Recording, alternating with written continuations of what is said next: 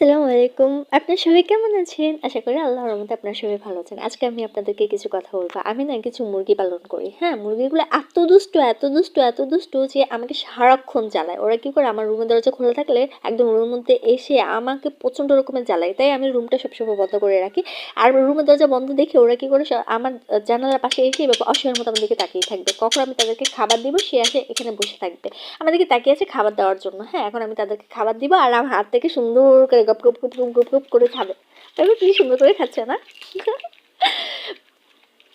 আমার হাত থেকে এখন খাবারগুলো খাবে। খাবার খাওয়ার পরে নেই আমার কাছে, এখন আমি আবার যাব খাবার আনার জন্য। খাবার এনে আমি তাদেরকে দিব, তারা আবার সুন্দর করে আমার হাত থেকে খাবে খাবারগুলো। দেখো কি সুন্দর করে আমার হাত থেকে খাবারগুলো খাচ্ছে, মনে হচ্ছে কখনো খাইনি।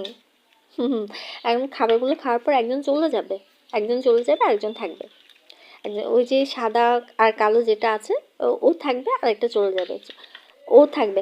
ও না এত দুষ্টু জানো, ওই জানালার ভিতর দিয়ে রুমের ভিতরে চলে আসে, আবার এই জানালার দিয়ে কিন্তু রুমের বাইরে চলে যায়। হ্যাঁ, খুবই দুষ্টু, খুবই দুষ্টু, খুবই দুষ্টু। এখন ঢুকতে পারছে না কারণ আমি দাঁড়িয়ে আছি বিদায় ও ঢুকতে পারছে না, বাইরে দাঁড়িয়ে খাবারগুলো খাচ্ছে।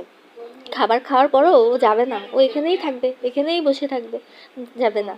খুবই দুষ্টু, খুবই দুষ্টু, খুবই দুষ্টু, আমাকে খুব জ্বালায়।